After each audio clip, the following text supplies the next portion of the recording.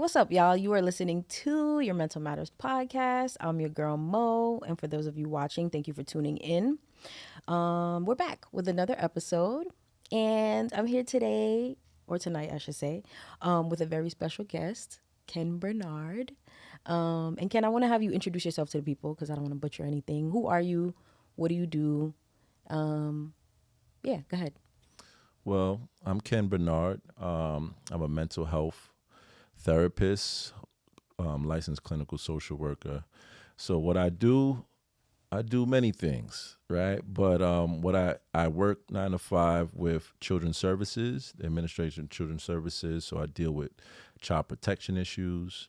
And I'm also a therapist, as I mentioned earlier. And I do that, some people call it on the side, but I do it on top of that, you know? I have quite a few clients that I see, all genders, all backgrounds. So that's what I do when it comes professionally. Okay, dope. And thank you so much for being here. I'm sure your schedule is busy, but you made the time to come, so I appreciate that. And yeah, like, do you enjoy the work that you do? Like, how has that been working in that field specifically?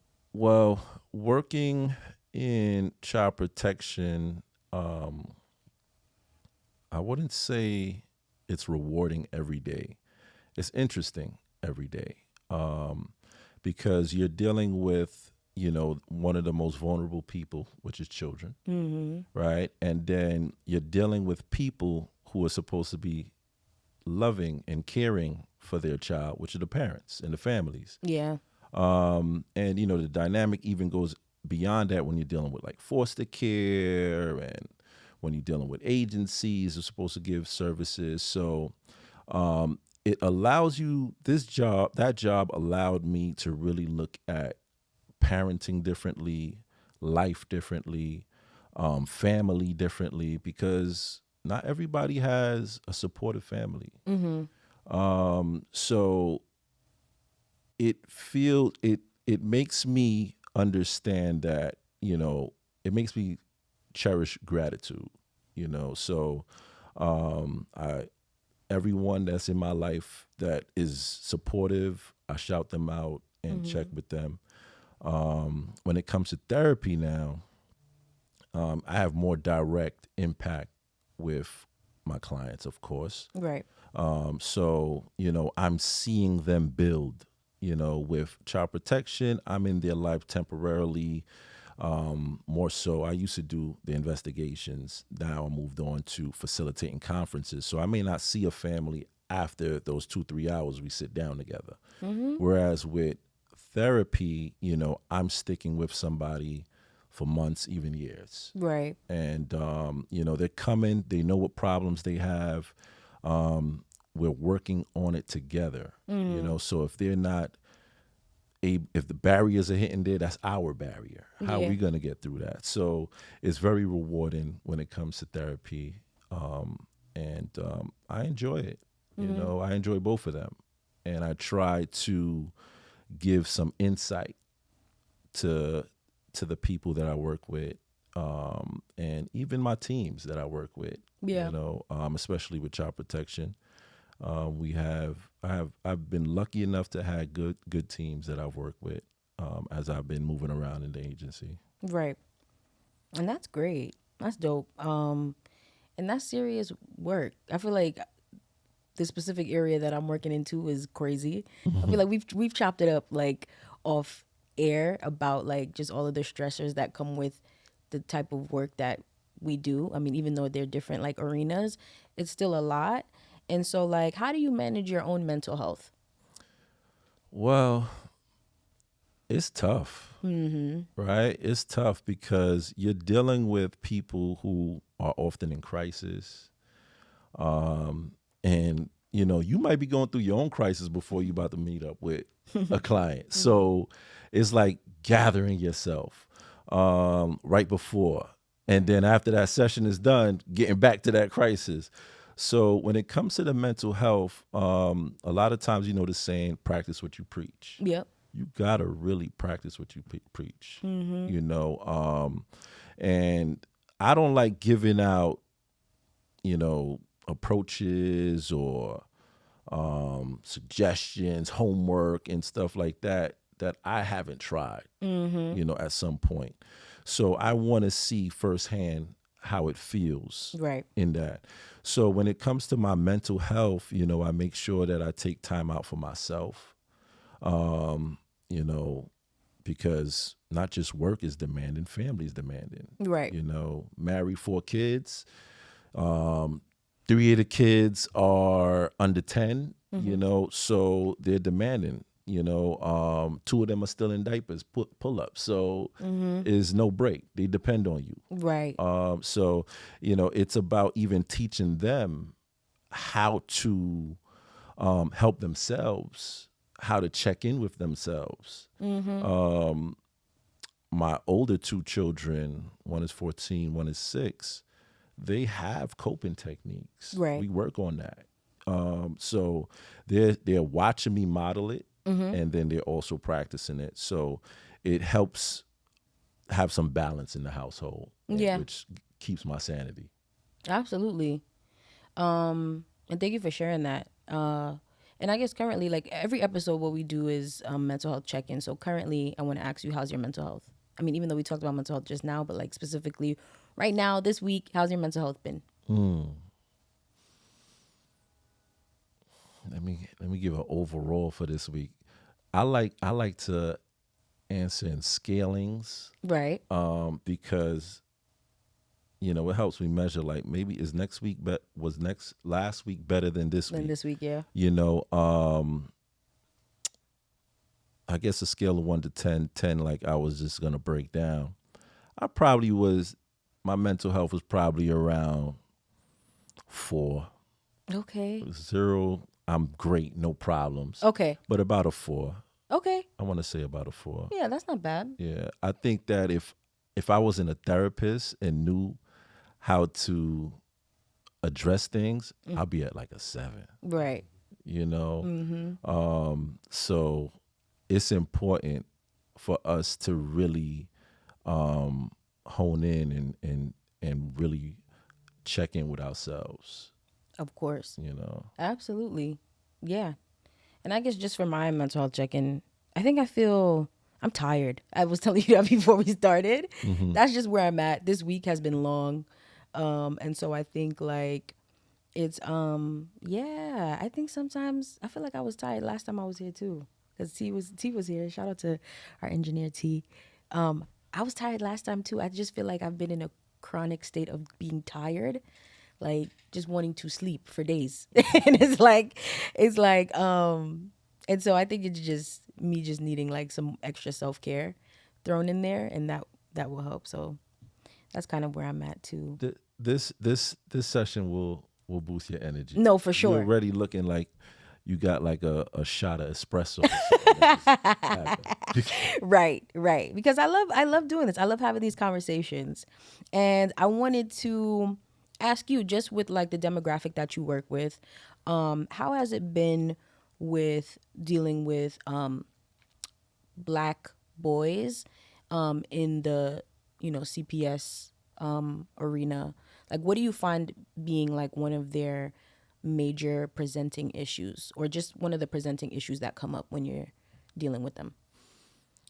Black boys in the child protection, you said? One thing, when you were just asking the question, the first thing that popped in my head is labels. And if a black boy's acting up, there's some mental health issue going on, right? And I think people use the words mental health loosely. Right? Do you even understand? A lot of times, especially my agency, part of their plan is to get a mental health evaluation. And it's just like, have you even said what the presenting issues are? You work in the field, so what is a presenting issue, but they're labeled a lot. I see that the black boys, they're angry. Yeah. But it's not that they're angry, like, oh, I'm mad. I just, you know, but it's just like they don't know how to really express and verbalize how Right. they're feeling. Mm-hmm. So if I'm anxious, I'm probably going to tunnel it into anger. Right. You know, if I'm sad, turn it into anger, Mm-hmm. and a lot of people, they're missing that. It goes over their head. Mm-hmm. So what they want to do is like, oh, I'm going to send him to counseling to address the anger. But that person's really depressed. That kid is depressed.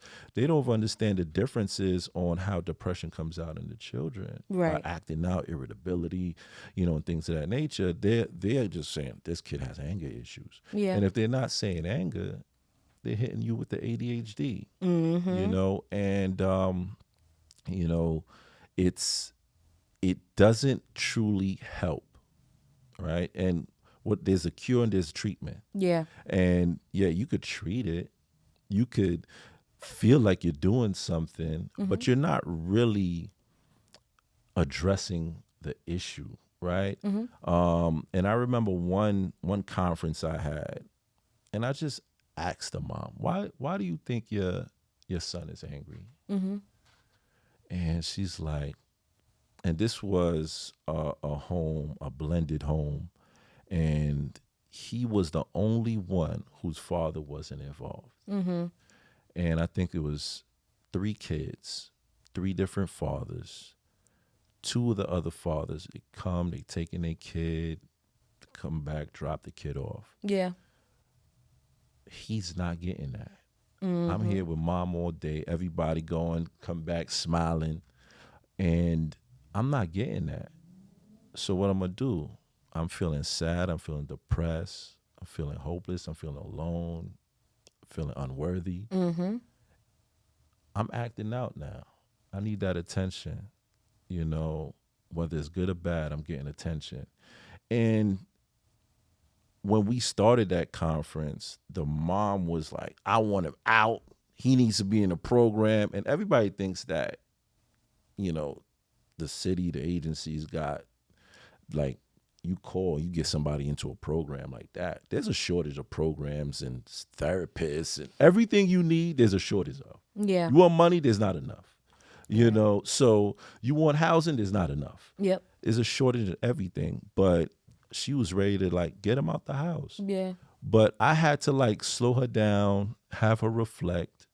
And it's like, maybe we need to address that part. Maybe we could look into some mentoring programs, even though it's not, like I said, everything is short. So we went into those kind of conversations because I could tell the mom was frustrated, as she should be. I'm tired of going to the school and dealing with the teachers telling me what's going on and his behavior. They think it's a reflective of my neglect, and I get it. Right. But at the same time, we got to help him before he get older. Yep. Before what we could see as intentional behaviors goes into the unconscious, and it's harder for him to undo it. So plus now that's where I work in as a therapist. I'm seeing the after effects. I got that little boy, he's 31, 32, calling me up for a session now. So I'm like, let me help him at 12. Because at 32, we got 20 years Right. of pain and trauma.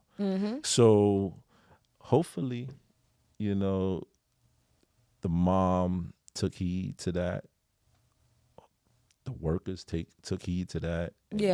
And shifted their impression on him. Absolutely.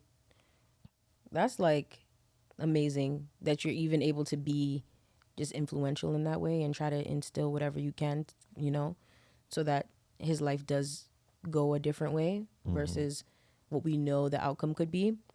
And like, how does dealing with this affect you? Like, as a father, as like, a Black man, do you ever feel like any pull, especially because as we can see in the media and just, the society that we live in, there is this racial inequity with like Black boys and Black men. Like, do you ever feel the weight of that in the work that you're doing? Always. Always.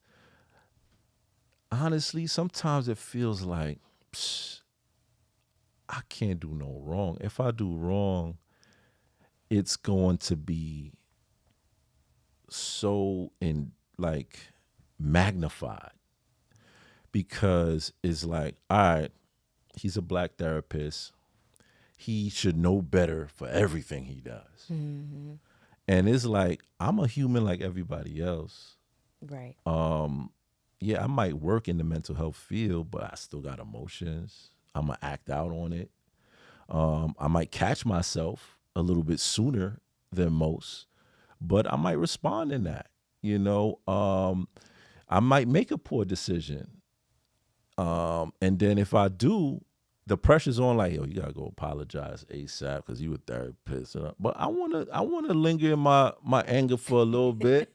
Right. You know, I wanna be mad for a little bit. Mm-hmm. But it's like I feel like I can't. You Mm. know, so it's that's certain things like when it comes to being a black male therapist Right. and just being a black male and watching it. Like I worked in Rikers. Mm. I worked in Rikers, and I worked as a alternative to incarceration social worker. So if you had a little bit of mental health issues, like a diagnosis at all, Right. and you had a nonviolent crime, we was gonna try to get you out.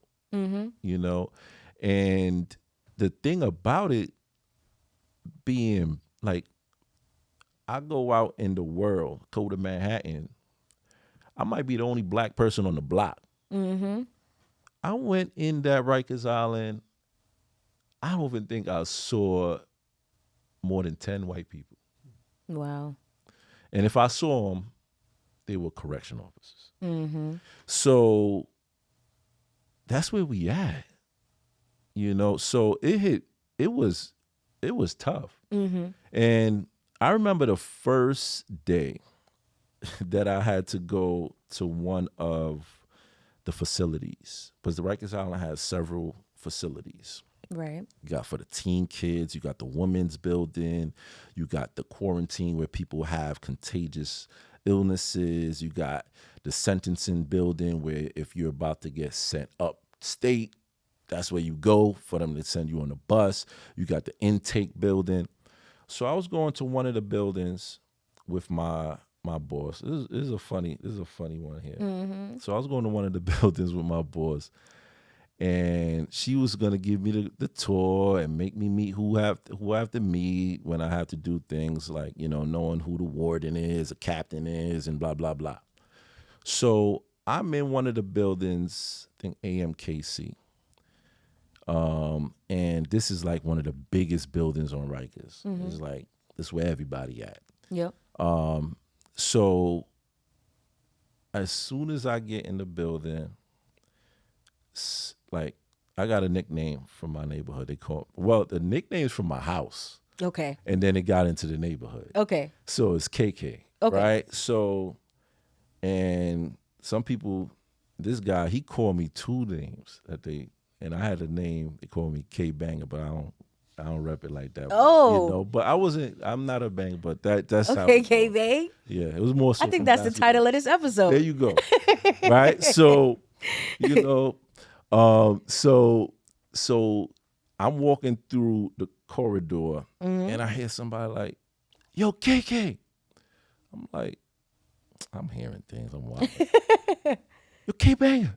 I'm like, oh, nah, this is somebody I know. I turn around. It's one of the homies from the hood. Oh, wow. I ain't see him in a while. I knew something was happening legally, but I didn't know where he was at, Right. you know. But I saw him. Mm-hmm. I saw him. But I'm not the type where I'm like, oh shit, I'm gonna work. I'm not gonna. No, Interact, yeah. I'm gonna show you love. Who this? All right, went, hug, all that. A boss that said, look, this is somebody from my neighborhood, close person, you know, so whatever. Right? But she probably was just like, oh, great, I love it. Like, you know, he's in tune. He knows, you know, he's gonna be able to engage And that's probably why they hired me, because it was like, look, we need somebody who's going to be able to communicate with these people, right? So, that probably validated the reason that she hired me. But I was happy to see him. Right. 100% happy to see him. I was just not happy to see him there. Right. And a couple of years later, my brother's now a CO. And he saw the same cat. But my brother's a CEO in the feds. Okay. He saw the same cat. So it's just like, damn. Right. Like, what's the odds of you running into two brothers in a lockdown facility? Like, we got to change that pattern. So going back to your question, as far as being black, like, it's like it's just like sometimes those stigmas and stereotypes they give us, I hate seeing it being true. And it's just rough seeing that. And what I've seen working in Rikers is people feel hopeless. Some people go to jail because they have no support.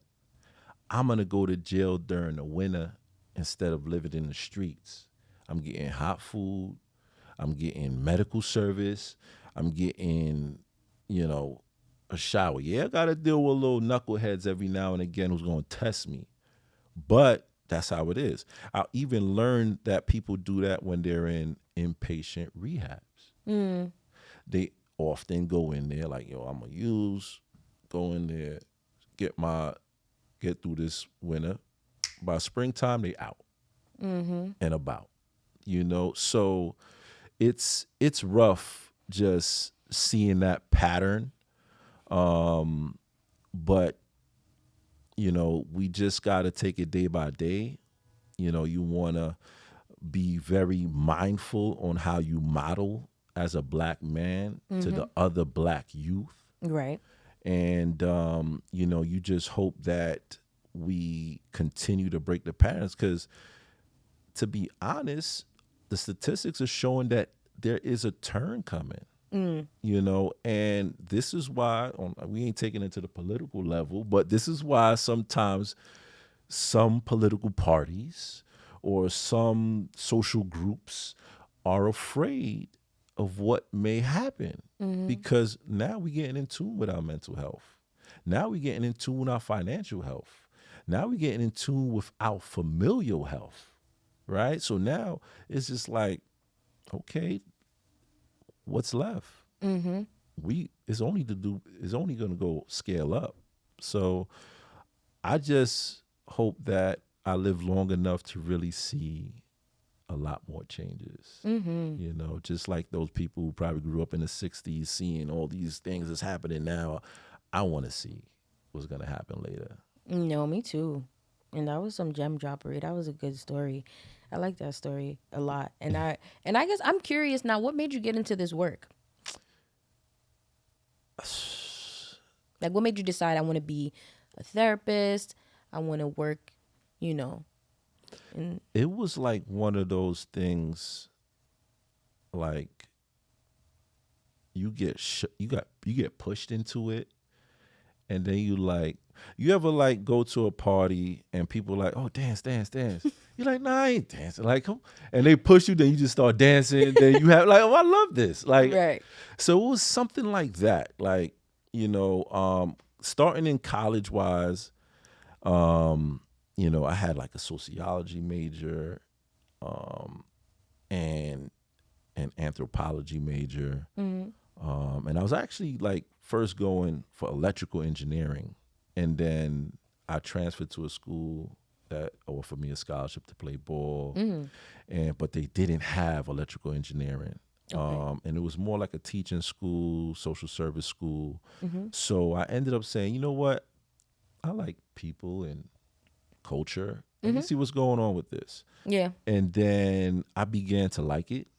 Then when I got out, I started working as a CPS, child protective specialist. Everybody hated it and was overwhelmed, but I loved it. Like, you know, and another story with that is my first case, I knew the family. Oh, wow. And it wasn't an abuse or neglect case. It was, they call it court ordered investigation. So what happened was this young man was uh, a pair of my little brother, right? They played on the same team, but his parents were old and really couldn't take care of him. So his older sister wanted to take care of him. So she went to court, got legal guardianship, but they have to do an investigation, a court order investigation, say just so I could see the home and say that it's adequate for him. Yeah. So it wasn't too crazy because technically, if you know the person, you're supposed to give the case up. Yeah. But my supervisor's like, no, this is not even a true neglect investigation. We gonna just push it through. So it eased me into it. And maybe that allowed me to feel comfortable moving forward. Right. So I never really had to deal with the jitters as much. But, you know, I was always the type to want to, like, the kid is our client. But yes, but the family was like the glue. Right. So I would always want to work and help that family. Like, don't come back to ACS, please. You know, how can I help you not get back into this situation? So it was very rewarding going into it that way. Then as far as being a therapist goes, being a social worker, just going down the path, is so much you could do as a social worker. Yeah. It's just like you could be in administration, you could be in clinicals, you could be in research, you know, you could do so much. You know, you could work in hospitals, forensics where you're working in jails and prisons. You could work private, you know, whatever. You could be a consultant. You could do so much. Right. But I was just like, what's therapy about? Like, and I didn't know much about it. Growing up, I didn't know anybody who was in therapy. My parents weren't promoting therapy at all. So, but, you know, it was something where I saw other people move into who graduated before me. And I was just like, let me give it a twirl. Right. And I was like, I'm a good talker, I feel, at times. So let me see how it goes. So I went into it where I applied for, actually I did one of my internships in outpatient rehab and for substance use. So then that's where I really had my first exposure as a therapist. Right. And watching people actually set goals and accomplish it, it was so amazing to me that I was just like, let me continue this. Right. You know, and they would really say, look, you know, Ken, like, I never thought I would make it this far and you helped me. And it was just like, maybe I have a gift, you know, and let me continue to do it. So even when, you know, some people, they work their 9 to 5 and that's that, you know. So my 9 to 5 more facilitating conferences. But I was like, let me take it up a notch and I could still do therapy, you know. And it allows I know how to compartmentalize it in a sense where I'm separating that daytime to my therapy. But it's not easy for people. I don't know how many people out there percentage wise who do both, but a lot of people they can't handle doing both because it could be pretty overwhelming. Yeah. So that's where that self-care comes back into play, Yeah. you know. And you have to be able, sometimes you get your burnout because when you taking a break, when are you checking in with your family? I had to really, I learned the hard way. I was just like, oh God, like, You got burnt out. I was getting burnt out, and I had to make some executive decisions, Yeah. and it's been working out ever since. Good. Wow. That's amazing.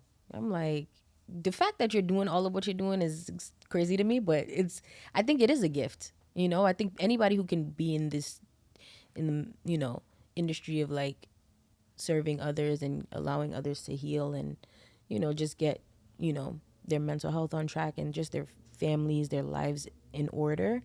I think it is like a gift, especially if you went into it like not necessarily trying to go down that path.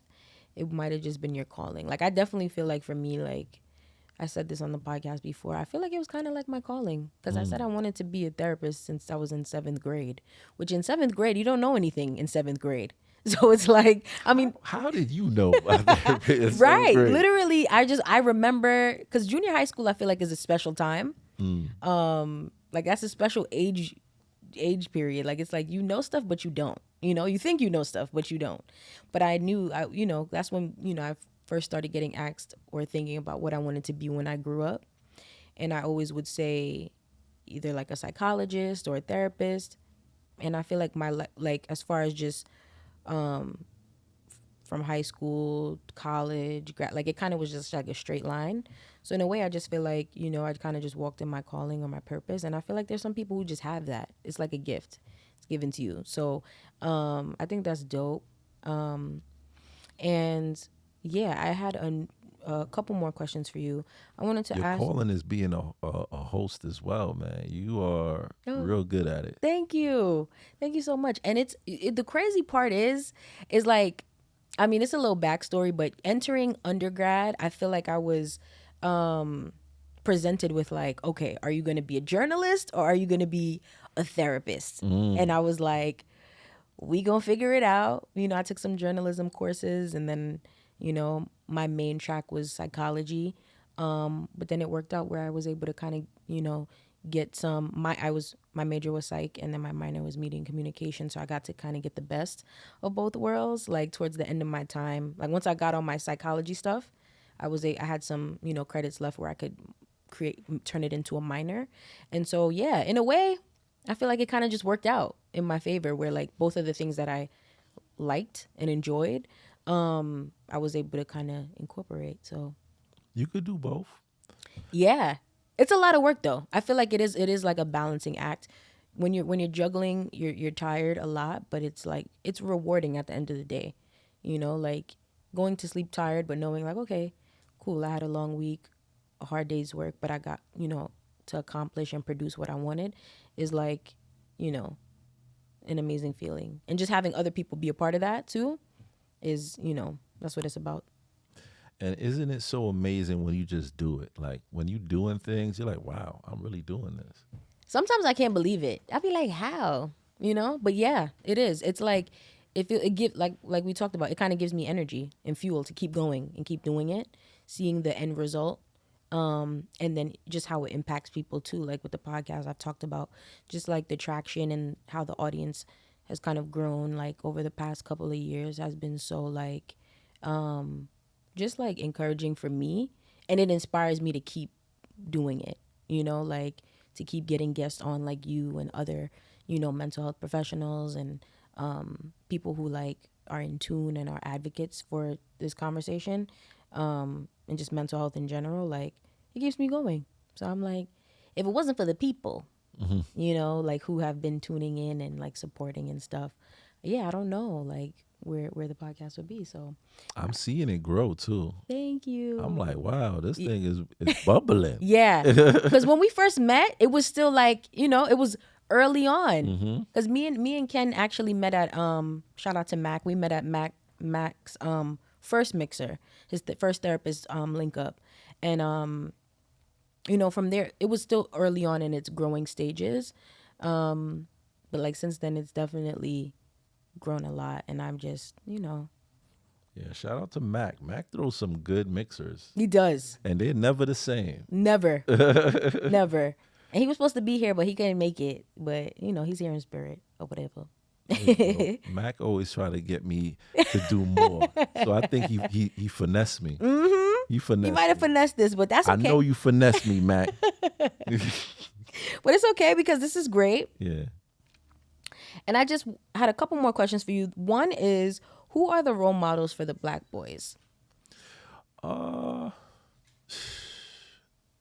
what I learned that the role models are every black man are the role models, right? So it's, a lot of times on a surface level, we think that all black boys are just admiring athletes and musicians, Right. right? And a lot of black boys, they're watching that police officer, that black officer standing right there in the corner. They're watching him. Right. They're watching that black fire man who just hopped out the truck to respond to the building across the street. They're responding to the black banker that's helping their mother open up this account, or Right. father. Yep. Right. And shout outs to the fathers. Yeah. Right. They're watching their fathers. Yep. So is the thing about it is a lot of times the role model doesn't even know that they're a role model. Right.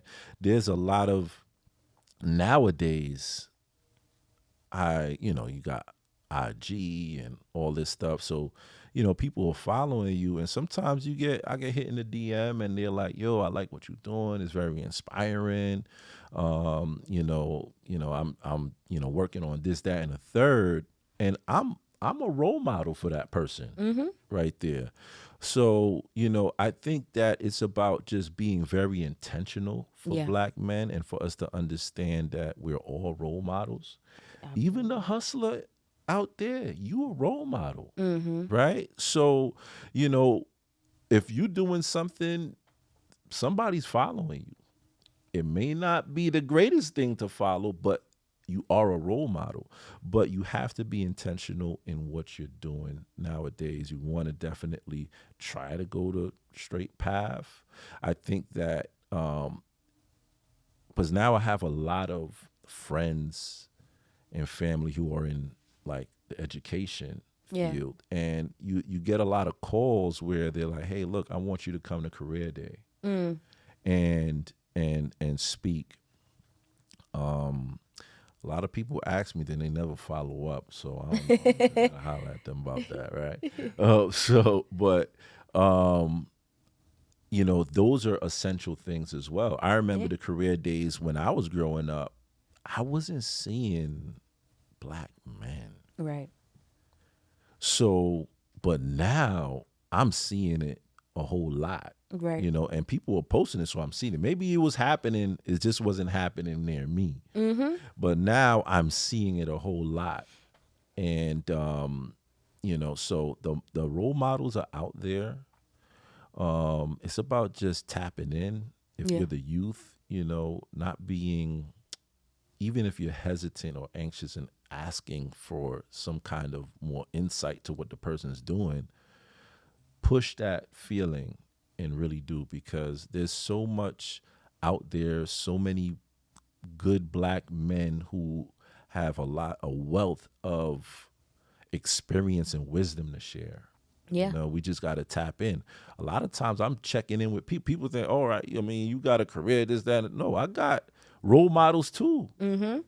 So it doesn't end. Yeah. It doesn't end. No, absolutely. And I think just what you're talking about too is representation, right? Like the importance of representation for the youth is like key there, because if you don't see people, in certain professions like black male therapists or black female therapists, or, a black firefighter, like you were saying, if kids don't see that, if the youth don't see that, then, I feel like, not to say they're lost or they're doomed, but if they don't have any direction or anything to look up to or see, then, then what will be the outcome. So I think like that's so important. And I'm glad to see like there's just more there's just more representation across the board now, which I'm happy about. And even just the conversation about mental health through social media. That's why social media, even though it has its downfalls, it has been very like influential and helpful even for the young people. And yeah, how do you feel about social media and its role in like all of this? Social media is a gift and a curse, you know, Yeah. because you get this hyper exposure from social media. And if you don't know how to regulate it, it will regulate you. But at the same time, social media and the internet in general, it allows you to have access to so much.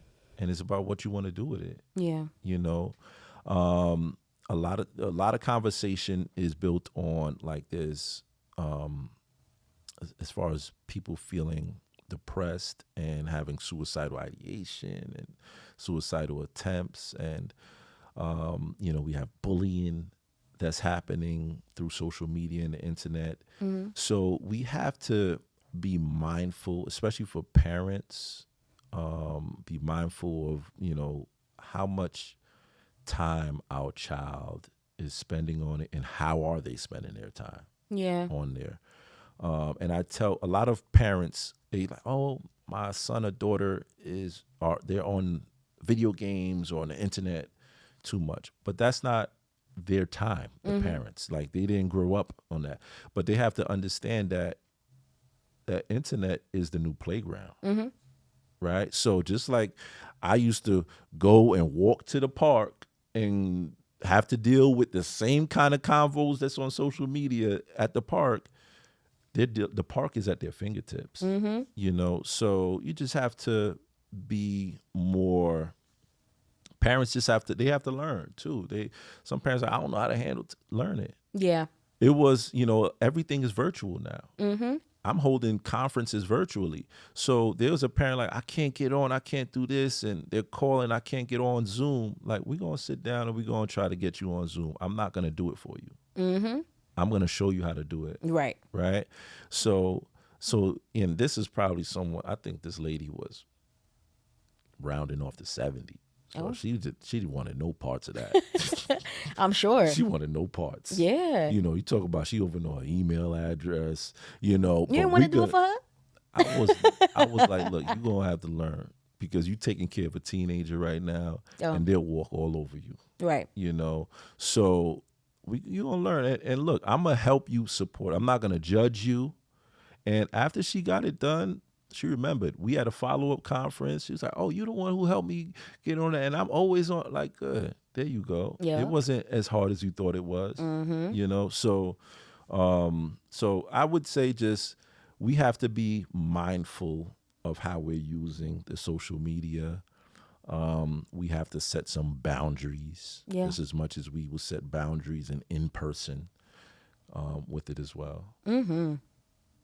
Absolutely. And as a father, how do you navigate that, right? As a father, and I just wanted to get into a conversation about fatherhood too. How do you navigate that with your children, being that you have young children who will be exposed to social media at some point, or, I don't know if they already have social media or on social media. How do you navigate that? How do you guide them? Like, what do you tell them when it comes to social media? It's tough because my oldest, she's 14, and that's like social media is everything, is I'm doing TikToks during the vacation, and Dad, I want you to do the TikTok with me so we can laugh at you doing the TikTok. Right.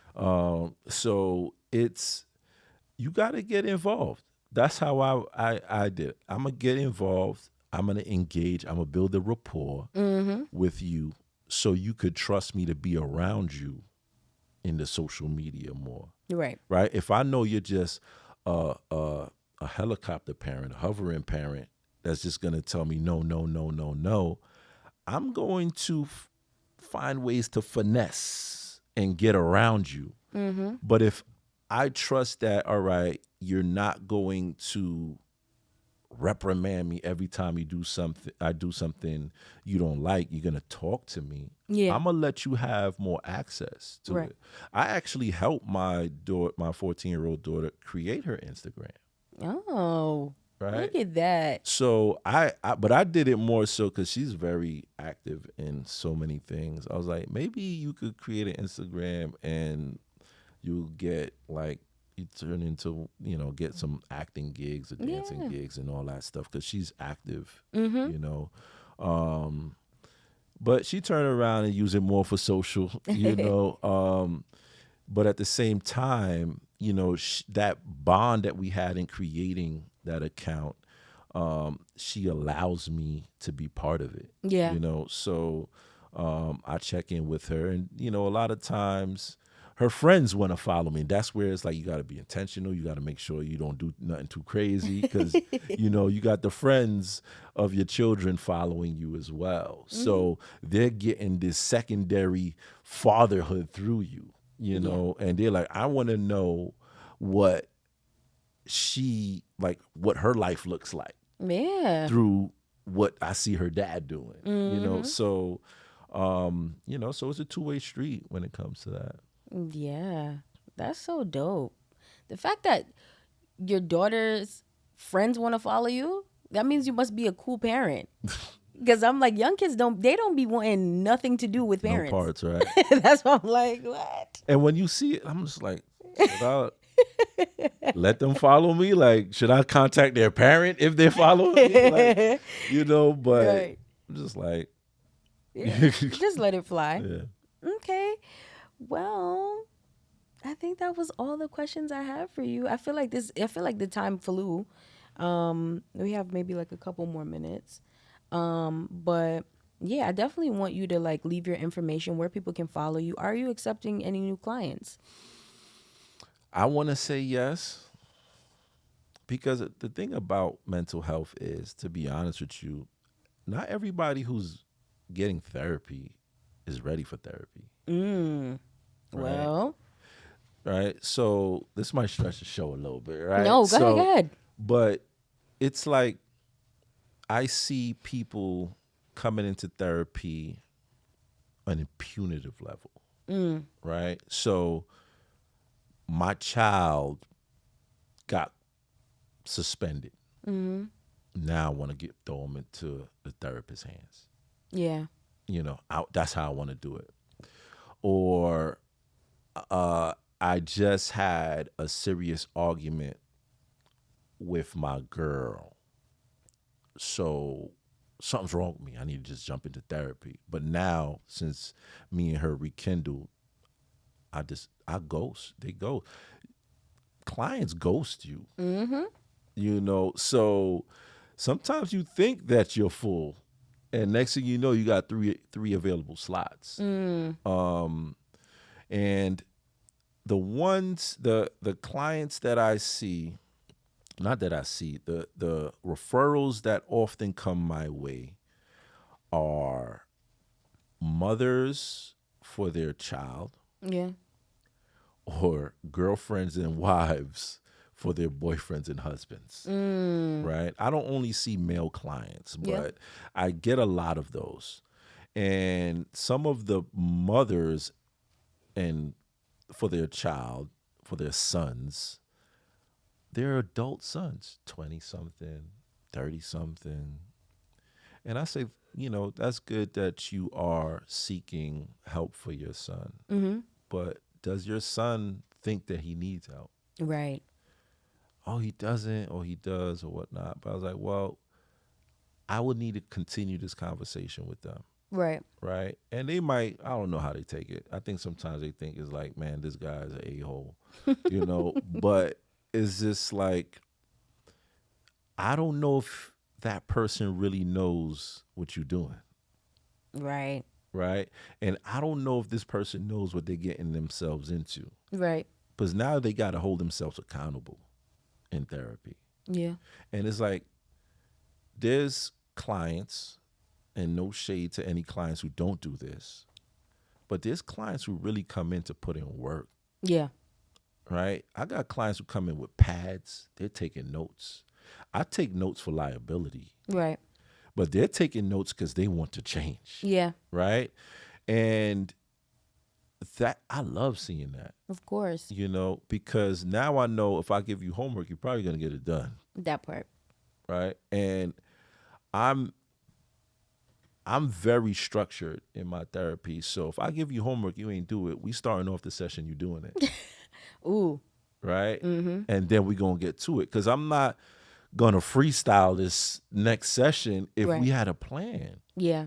So let's get to the plan, right? So now we get into the plan, and then you're gonna get it done. And what happens? You begin to change your behavior next time. Like, all right, he gave a homework. I got to do this homework. He asks about this exercise. I got to do this exercise. Yeah. And now everything's virtual. If the homework was for you to make a vision board, you're like, yeah, I did it. Let me see it.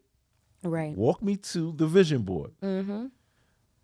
Sometimes you get people that's like back in school. You're like, oh yeah, I ain't really do it. I just halfway.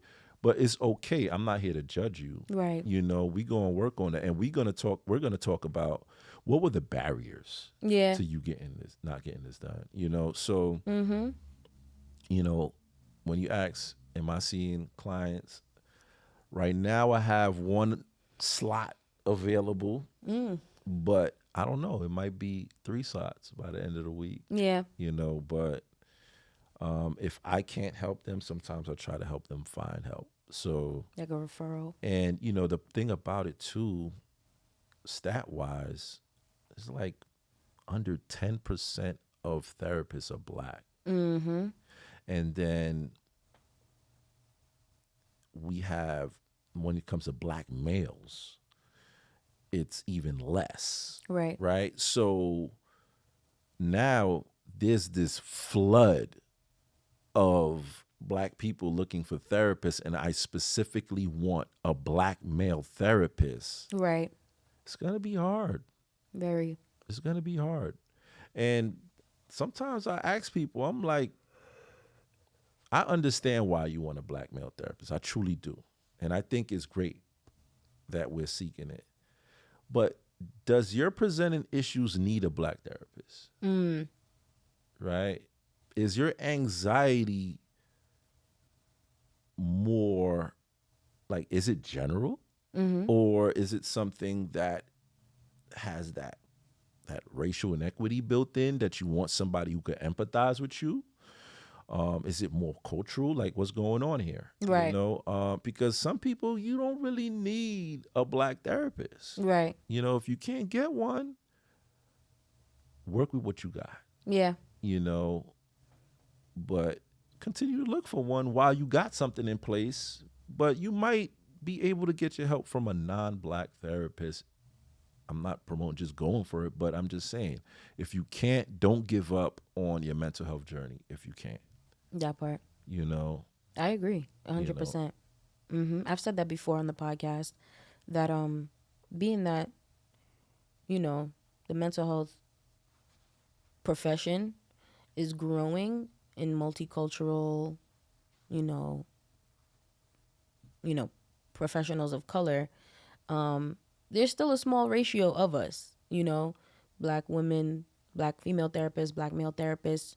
So if you can't get a Black therapist, don't just not go to therapy now, if you need it. And I think you made a good point with that. So definitely I second that. Don't cheat yourself, get it together.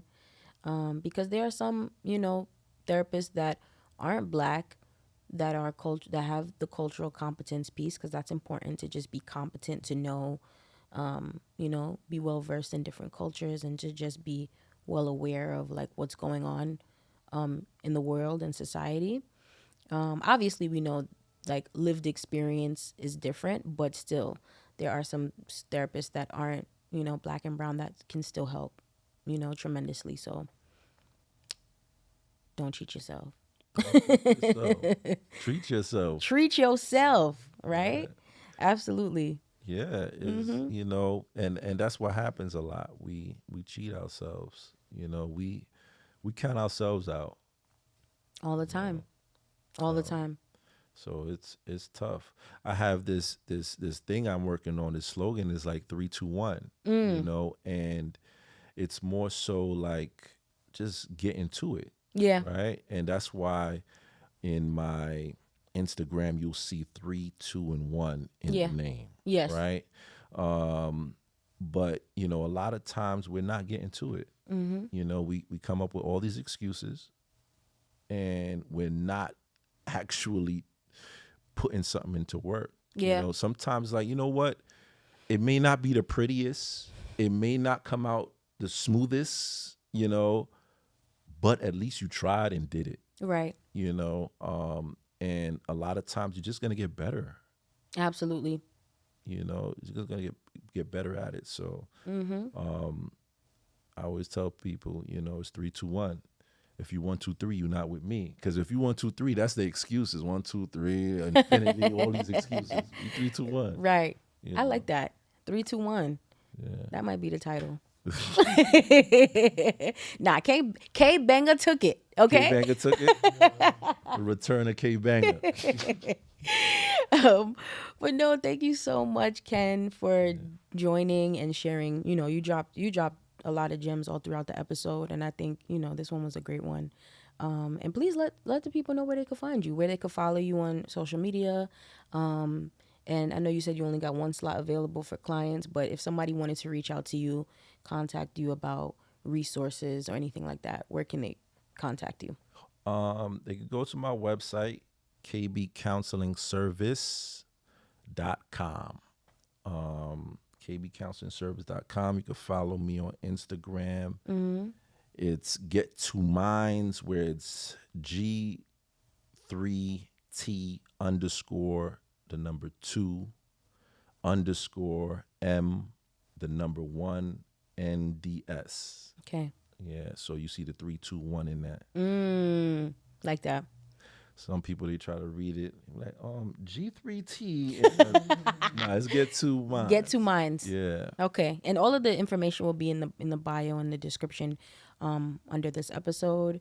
And yeah, thank you so much, Ken, for joining. And I got a book I'm working on. It's gonna be for young Black boys. Come on, book. It's actually motivated by one of my mentors, Cherie Dort. Shout out to her too. She's doing big things, and I met her while working in a clinic. Okay. And she always kept me under her wing in my journey in becoming a therapist. Right. Or I was already a therapist when I met her, but she like always was there. So she made one for her granddaughter. Yeah. And I had posted it. It's called Nirvana. It's on Amazon. It's a coloring book, and it's an affirmation book. Got it. And I love it. My daughters love it, and you guys support that. But I'm making the male version to that. Got it. So I have one son, and we call him KJ, Ken Jr. So it's an affirmation book based on him. Yeah.